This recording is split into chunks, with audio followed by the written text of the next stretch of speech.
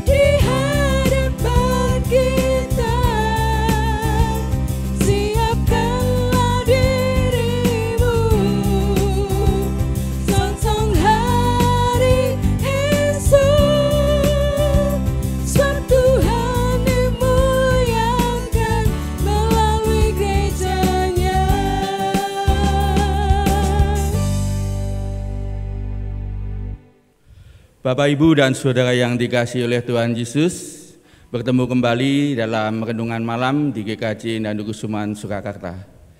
Sebelum kita memasuki renungan malam dan belajar tentang firman Tuhan, marilah kita menghadap Tuhan di dalam doa. Mari kita berdoa. Bapa kami yang boleh kami kenal dan kami sembah di dalam Tuhan Yesus, terima kasih Tuhan atas waktu yang telah Engkau berikan kepada kami, sehingga pada malam hari ini kami bisa bersama-sama melakukan kegiatan renungan malam untuk belajar tentang firman-Mu Tuhan. Biarlah Engkau sendiri yang akan pimpin renungan malam pada malam hari ini Tuhan, dari awal, pertengahan, hingga akhirnya nanti Tuhan dalam keadaan selamat. Buka hati dan pikiran kami sehingga kami mampu menerima firman-Mu dan dapat kami lakukan dalam kehidupan kami. Terima kasih Tuhan, ampuni segala dosa dan kesalahan kami. Hanya di dalam nama Tuhan Yesus kami serahkan doa ini ke tangan-Mu. Haleluya, amin. Bapak, Ibu, dan Saudara yang dikasihi oleh Tuhan Yesus, marilah kita buka kitab suci kita, yaitu di dalam surat Filipi pasal yang kedua ayat yang pertama sampai yang keempat. Bapak Ibu, kami ulangi, kita buka kitab suci kita di surat Filipi pasal 2 ayat 1 sampai yang keempat. Begini firman Tuhan. Jadi karena dalam Kristus ada nasihat, ada penghiburan kasih, ada persekutuan roh, ada kasih mesra dan belas kasihan. Karena itu sempurnakanlah sukacitaku dengan ini. Hendaklah kamu sehati sepikir dalam satu kasih, satu jiwa, satu tujuan. Dengan tidak mencari kepentingan sendiri atau puji-pujian yang sia-sia. Sebaliknya, hendaklah dengan rendah hati yang seorang menganggap yang lain lebih utama daripada dirinya sendiri. Dan janganlah tiap-tiap orang hanya memperhatikan kepentingannya sendiri, tetapi kepentingan orang lain juga. Demikianlah firman Tuhan. Berbahagialah orang yang mendengarkan firman Tuhan dan melakukannya dalam kehidupannya sehari-hari. Amin. Bapak, Ibu, dan Saudara yang dikasihi oleh Tuhan Yesus, Rasul Paulus memberikan nasihat kepada jemaat di Filipi, karena di sana sudah ada benih-benih, bahwa di sana, di jemaat sana sudah ada benih-benih perpecahan, ketidakkekompakan, sehingga Rasul Paulus memberikan nasihat ini supaya mereka sehati sepikir, satu kasih, satu jiwa, satu tujuan. Pesan Rasul Paulus ini bisa juga kita terapkan dalam kehidupan kita bekerja pada saat ini, di mana setiap gereja mempunyai pergumulan yang berbeda-beda. Contohnya di gereja kita, yaitu di gereja GKJ Nandukusuman saat ini juga mempunyai proyek, yaitu pembangunan gereja di komplek di S38, di mana kita harus mempunyai rasa persatuan dan kesatuan yang tinggi untuk mencapai tujuan sama, yaitu membangun misbah Tuhan di komplek di S38 itu.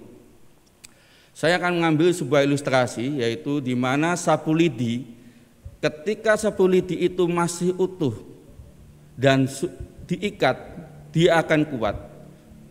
Beda kalau sapu lidi itu dipisahkan satu-satu. Ketika sapu lidi itu menjadi lidi hanya satu, dia akan menjadi tidak kuat, lemah, dan mudah dipatahkan.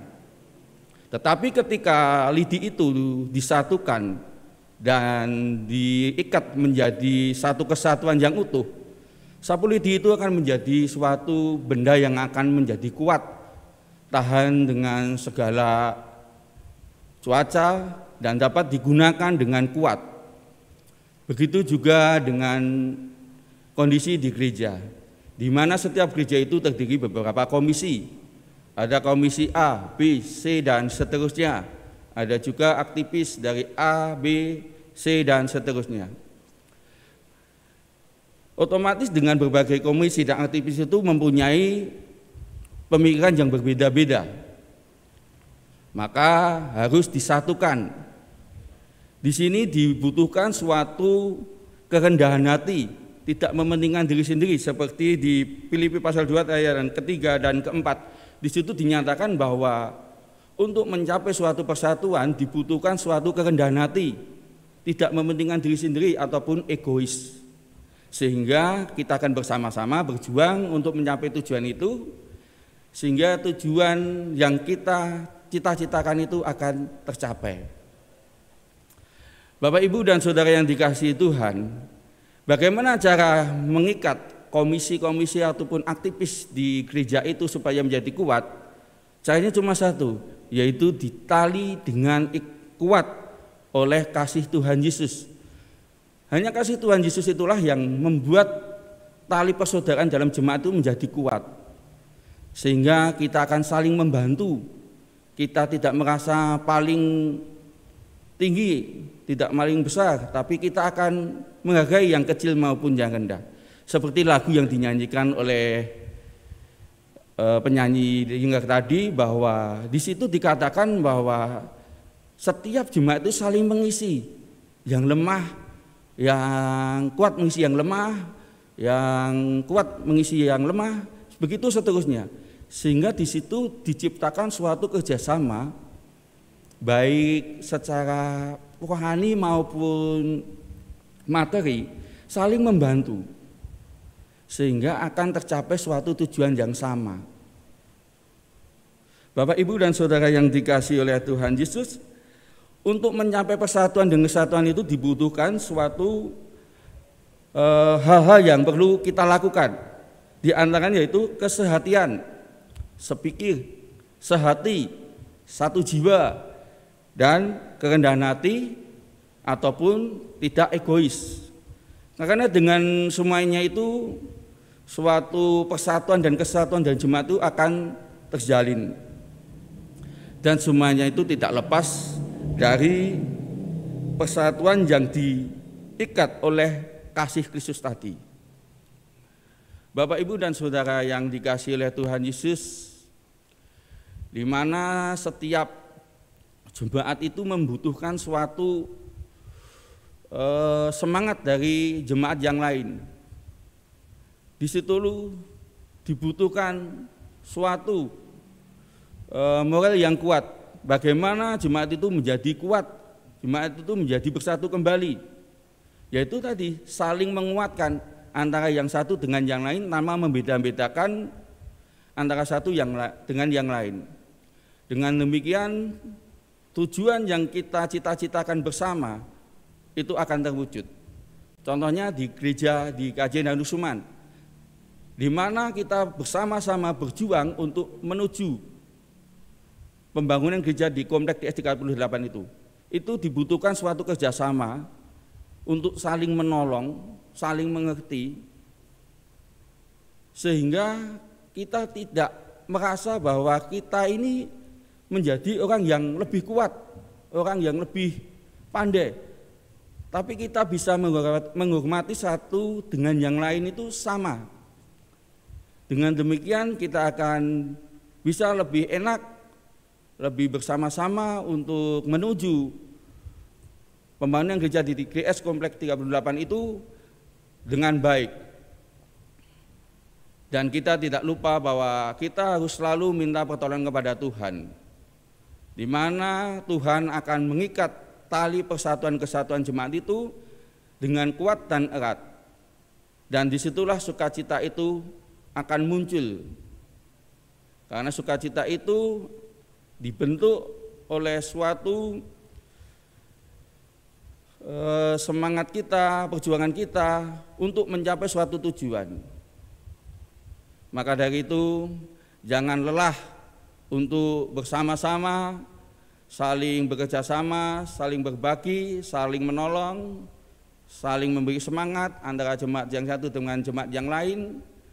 Biarlah pesan yang disampaikan Rasul Paulus di Filipi menjadi momen bagi kita untuk bersama-sama membangun sebuah persatuan dan kesatuan dan toleransi antar umat beragama. Kiranya Tuhan menyertai kita dan kita selalu disatukan oleh kasih Kristus. Amin. Sebelum kita mengakhiri renungan malam pada hari ini, marilah kita berdoa.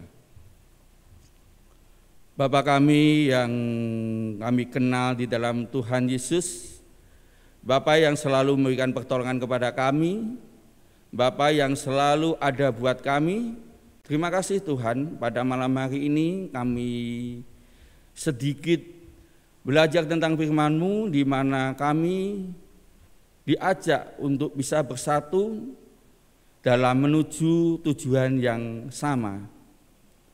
Dibutuhkan suatu kesehatian, sepikir sehati, dan satu tujuan Tuhan. Semuanya tidak mudah untuk kami lakukan Tuhan, namun kami yakin dan percaya bahwa hanya pertolongan Tuhan, hanya kasih Tuhan yang akan memampukan kita, sehingga kami sebagai anak-anak-Mu Tuhan akan bangkit dan bersama-sama untuk bersatu padu, untuk memuliakan nama-Mu, untuk menggapai suatu tujuan untuk kemuliaan nama-Mu. Terima kasih Tuhan. Sebentar kami mau undur dalam renungan malam hari ini, biarlah Engkau berkati kami Tuhan, sehingga kami bisa berjumpa kembali di besok hari Selasa dalam renungan malam hari ini lagi Tuhan. Terima kasih Tuhan, ampuni segala dosa dan kesalahan kami. Hanya di dalam nama Tuhan Yesus kami serahkan doa ini ke tangan-Mu. Haleluya, amin.